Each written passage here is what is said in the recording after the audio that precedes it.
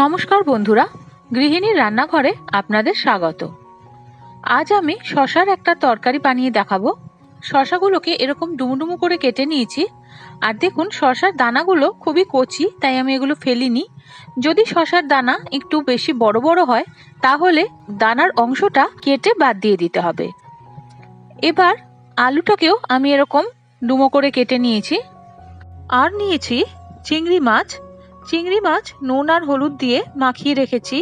এই বাটির মধ্যে 1 চা চামচ ধনে গুঁড়ো, 1.5 চা চামচ জিরে গুঁড়ো, 1 চা চামচ হলুদ গুঁড়ো আর 1/2 চা চামচ শুকনো লঙ্কার গুঁড়ো নিয়েছি। এবার এর মধ্যে জল দিয়ে গুলে রেখে দিলাম। আর লাগছে ফোড়নের জন্য জিরে, অল্প টমেটো আর চেরা কাঁচা লঙ্কা। গ্যাসে কড়াই বসিয়ে দিয়ে দেবো পরিমাণ মতো তেল। তেল গরম হয়ে এলে এর মধ্যে চিংড়ি মাছগুলোকে দিয়ে দেবো।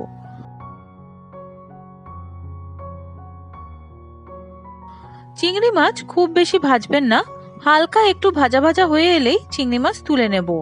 কারণ চিংড়ি মাছ খুব বেশি ভাজা হলে শক্ত হয়ে যায়।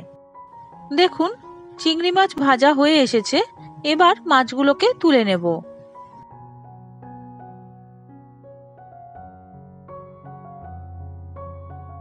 এই মাছ ভাজার তেলেই দিয়ে দেব গোটা জিরে। গোটা জিরে ভাজা হয়ে এলে এর মধ্যে দিয়ে দেব আলু। আলু জিরের সঙ্গে একটু কড়াইতে নাড়াচাড়া করে নেব। আলুটা হালকা ভাজা হয়ে এলে এর মধ্যে দিয়ে দেব টমেটো। টমেটো আলুর সঙ্গে একসঙ্গে কিছুক্ষণ নাড়াচাড়া করে নেব। আলুগুলোকে একপাশে সরিয়ে দেব। এর মধ্যে দিয়ে দেব যে মশলাটা ভিজিয়ে রেখেছিলাম সেটা।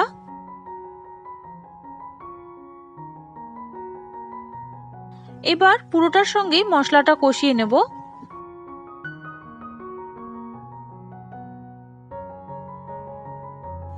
মশলা খুব বেশি কষাবো না, কষালে মশলার সুন্দর গন্ধটা নষ্ট হয়ে যায়। তাই আমি এখন এই অবস্থায় এর মধ্যে শশাগুলোকে দিয়ে দিলাম। ভালো করে একটু নাড়াচাড়া করে নেব। এবার দিয়ে দেব পরিমাণ মতো নুন। আবারও একটু নাড়াচাড়া করে নেব। এইভাবে চিংড়ি মাছ দিয়ে শশার তরকারি বানিয়ে খেয়ে দেখুন।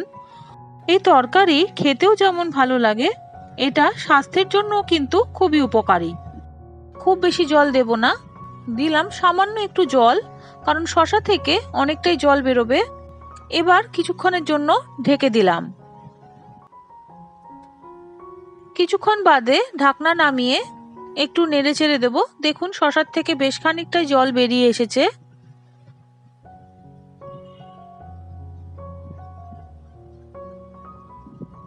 এবার আবার একটু ঢেকে দেব।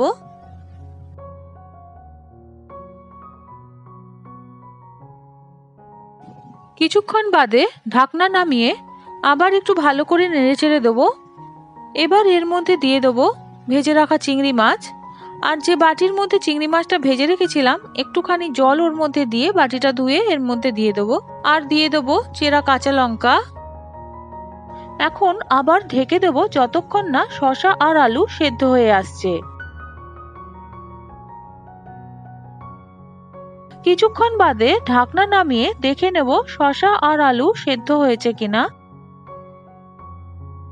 শশা আর আলু সেদ্ধ হয়ে গেছে। এখন দিয়ে দেব পরিমাণ মতো চিনি।